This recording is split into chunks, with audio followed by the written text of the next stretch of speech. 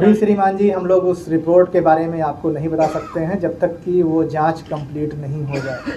आप मान सकते हैं कि अगले 3-4 दिनों में कंप्लीट हो जाना चाहिए। डीएनए की रिपोर्ट आने में टाइम लगता है और जो हमारा रिसोर्स है, जितना हमारे पास में इक्विपमेंट्स हैं, उन सबको देखते हुए जो मैंने समय बताया करीब 5-6 दिन लगेगा। मेरी टीम गई थी और उन्होंने जो पीओ है उसको पूरी तरह से देखा, समझा। जो किसी भी विषय, कोई भी वस्तु जिसके बारे में ये समझ में आया कि हाँ इसमें कोई एविडेंस मिल सकता था, उसे कलेक्ट किया और उसको ला करके पूरी टीम जांच कर रही है। खतरा का मामला था, उसमें एफएसएल की टीम गई थी वहाँ। यस। और उसमें क्या अनुसंधान? अभी श्रीमान जी हम लोग उस रिपोर्ट के बारे में आपको नहीं बता सकते हैं जब तक कि वो जांच कंप्लीट नहीं हो जाए। अभी वो जांच का मामला है और जांच का विषय है, तो जब तक पूरी जांच नहीं कंप्लीट हो पाएगी तब तक हम लोग उसके बारे में आपको कब आती है रिपोर्ट? ऑफिशियल रिपोर्ट कितने दिनों में आती है? आप मान सकते हैं कि अगले 3-4 दिनों में कंप्लीट हो जाना चाहिए। उसमें होगा ना सर, कितने दिनों में ऑफिशियल की रिपोर्ट आ जाती है? डीएनए की रिपोर्ट आने में टाइम लगता है और जो हमारा रिसोर्स है, जितना हमारे पास में इक्विपमेंट्स हैं, उन सबको देखते हुए जो मैंने समय बताया करीब 5-6 दिन लगेगा। सर 8 को गई थी हॉस्टल, 9 को गई थी, 10 को कब गई थी? मुझे तो इस बारे में स्पष्ट नहीं एकदम है कि वो 8 में गई थी कि 9 गई थी, ये मैं नहीं बता पाऊँगा आपको। लेकिन मेरी टीम गई थी और उन्होंने जो पीओ है उसको पूरी तरह से देखा, समझा। जो किसी भी विषय, कोई भी वस्तु जिसके बारे में ये समझ में आया कि हाँ इसमें कोई एविडेंस मिल सकता था, उसे कलेक्ट किया और उसको ला करके पूरी टीम जांच कर रही है। इवन जांच के लिए कल संडे में भी एफएसएल खुला हुआ था। लेकिन सर घटना के कई दिनों के बाद जाने से क्या रिपोर्ट प्रॉपर वे में मिल पाता है, क्या परेशानी होती है?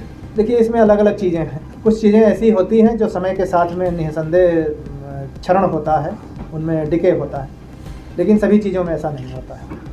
तो अब क्या क्या चीज़ें हैं, क्या चीज़ें नहीं मिली हुई हैं, डिके वाले मटेरियल हैं नहीं हैं, ये मैं अभी आपको नहीं बता पाऊँगा। सीआईडी की अपनी तरफ से अनुसंधान कर रही है, जानकारियां सूत्रों से मिल रही है। आप इसमें 2 तरह की बात देखेंगे कि सीआईडी में एक कमज़ोर वर्ग भी विंग है, मतलब हम ही लोगों का विंग है, तो ऐसे मामले वो कमज़ोर विंग के लोग देखते हैं। एडीजी साहब खुद पीओ पर गए थे और उन्होंने मामले के अनुसंधान में देखा हुआ। ऐसी जानकारी सूत्रों के हवाले से आ रही है कि इसमें कुछ गिरफ्तारियां भी हुई हैं इसमें? अब ये मेरा क्षेत्र नहीं है, इस विषय में मैं आपको कोई जानकारी नहीं बता पाऊँगा। Thank you sir. यहाँ सहरसा गया जी, गया नहीं गया जी। ये जो साइबर यूनिट जो खुल जाएगी सर, तो इसमें कौन कौन सी जांच सुविधा मिलेगी जो अभी बाहर भेजना पड़ता था, या अभी क्या व्यवस्था है साइबर के लिए? देखिए 2 चीज़ें हैं हमारे यहाँ। एक तो हमारा जो एनएफएसयू के माध्यम से चल रहा है, उसमें जो हमारी 2 यूनिट स्थापित होगी, वो एक पटना में होगी, एक राजगीर में होगी। और उसमें मेन फोकस मोबाइल फॉरेंसिक पर है और कुछ चीज़ें थोड़ा सा कंप्यूटर फॉरेंसिक पर है।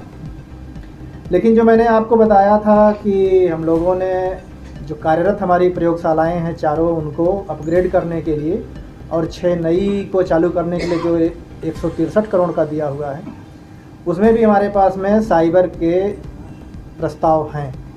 और वो साइबर हमारा मुजफ्फरपुर और भागलपुर के लिए है। तो उसमें हमारा वीडियो फॉरेंसिक, कंप्यूटर फॉरेंसिक और मोबाइल फॉरेंसिक, इन तीनों चीज़ों के लिए प्रस्ताव है।